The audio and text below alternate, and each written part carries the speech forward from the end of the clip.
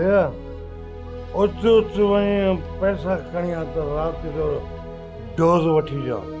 केड़ो माणे पैसा कमाई आई आ, मूं वट नाहन पैसा।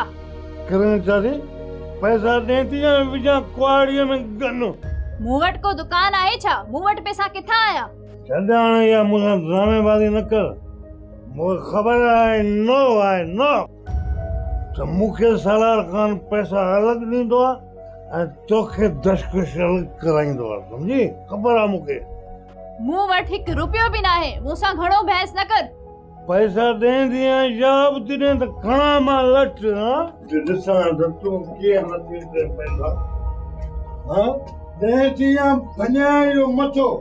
मूं वट पैसा न हुंदा त मां किथा ने तोखे पैसा? कसम खण तो तोर पैसा ना है। कसम सा मूं वट पैसा ना हन। तो पो हल रे साला खान उठ। मां न हलंदस उन बगड़दा। तो के हलणो ही पवंदो, समझी?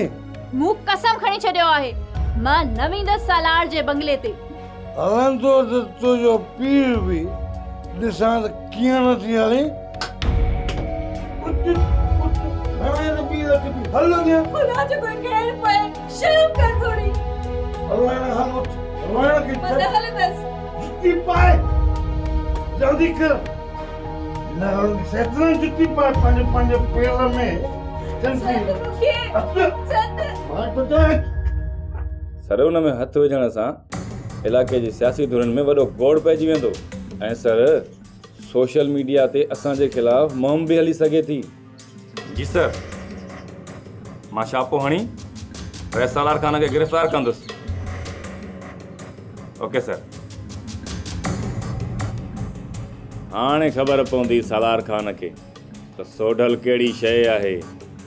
छो त सोढल हिकु शिकारी बाज़ आहे। वो शिकारी बाज़ जेको आसमान तां उॾरी धरतीअ तां पंहिंजे शिकार खे खंभे खणी वेंदो आहे। पुट वड़ी हाणे असां बर्बाद थी चुका आहियूं। धूड़ वञी पाए सालार, अल्लाह नियत ॾींदुसि। तूं केसनि तां हथ खण पुट। न चाचा, हार में असां न आहियूं। असां हार में भी शहीद थी मरंदासीं। हारे त सालार पे तू खाली खोखो थी चुको आहे। हाणे त सालार वटि कुझु बि न आहे। नोड़ी सॼी सड़ी वई आहे, बस वञी वट बची आहे। हुनजो त वार बि विंगो न आहे, न हुनखे पुलिस थी चए ऐं न वरी हू हीणो थियो आहे। सोप सीरियल सिंध ॼाई तमाम एपिसोड्स ॾिसो हाणे HD क्वालिटीअ में। विज़िट करियो असांजो YouTube channel Sindh TV HD drama. Subscribe कयो असांजो official YouTube channel Sindh TV HD drama ऐं वधीक अपडेट लाइ बेल आइकन खे क्लिक करियो।